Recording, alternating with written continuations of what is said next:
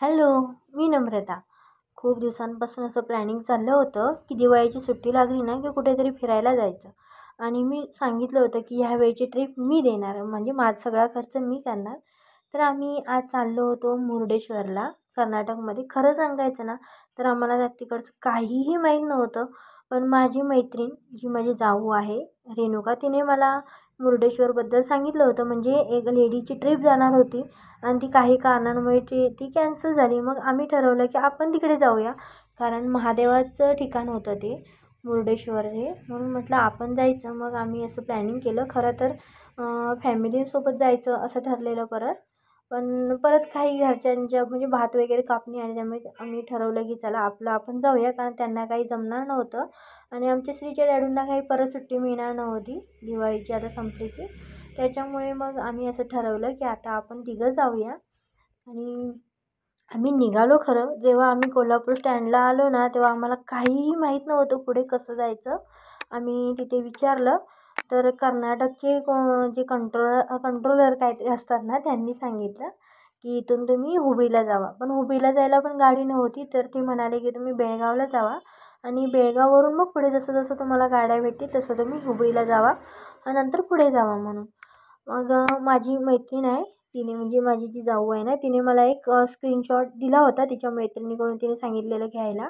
ज्याच्यावरती सगळं म्हणजे कर्नाटकमधले जिल्हे होते, जे मुरुडेश्वरपर्यंत आपण कोणकोणत्या जिल्ह्यांमधून जातो. मग त्याच्यानुसार आम्ही मग बसेस बघत होतो आणि हळूहळू आमचा प्रवास चालू होता.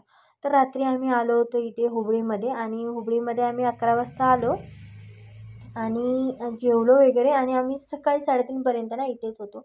तर मी असा ना व्हिडिओ मोस्टली बनवत नाही, कारण माझ्या डाव्या डोळ्याची पापणी ना थोडीशी खाली आहे.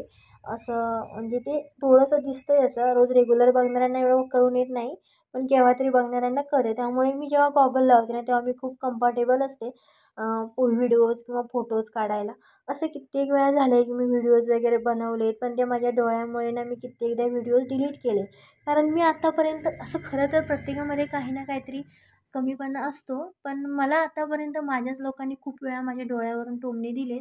त्याच्यामुळे मी स्वतः कम्फर्टेबल नसते. त्यामुळे मी जेव्हा गॉगल लावून असते ना तेव्हा मी खूप कम्फर्टेबल असते व्हिडिओ बनवताना. तर आम्ही मुरुडेश्वरमध्ये पोचत आलो होतो आणि आम्हाला एक कम्युनिकेशनचा प्रॉब्लेम खूप होत होता, कारण त्यांना हिंदी पण कळत नव्हती आणि इंग्लिश पण कळत नव्हती तिकडच्या लोकांना. त्याच्यामुळे आम्ही आम्ही विचारलेलं त्यांना काहीच कळत नव्हतं आणि त्यांनी बोललेलं पण आम्हाला काहीच कळत नव्हतं. मग आम्ही चुकून 10-12 किलोमीटर थोडंसं अंतर पुढे गेलेलो आणि परत रिटर्न यावं लागलेलं. तर इथं श्रीच्या डॅडूंचा आज उपवास असतो शनिवारचा. त्याच्यामुळे ते खूप असे थकल्यासारखे झाले होते आणि प्रवास पण आमचा खूप झाला होता. त्याच्यामुळे खूप आम्ही कंटाळलेलो. इथंच आम्ही थोडे चिप्स घेतले आणि सकाळी आमचा काहीसा अवतार असा झाला होता. मग मी थोड्या वेळाने मी स्वतः बसमध्ये बसून लिपस्टिक वगैरे लावून जरासं आवरलं आणि आता आम्ही थोड्याच वेळात मुरुडेश्वरमध्ये पोचणार होतो. आणि पोचल्यावर आम्ही मग आवरून ह्याच्यानंतरचा व्हिडिओ मी पुढे आता अपलोड करेनच. पण आता आम्ही पोचलो होतो मुरुडेश्वरमध्ये.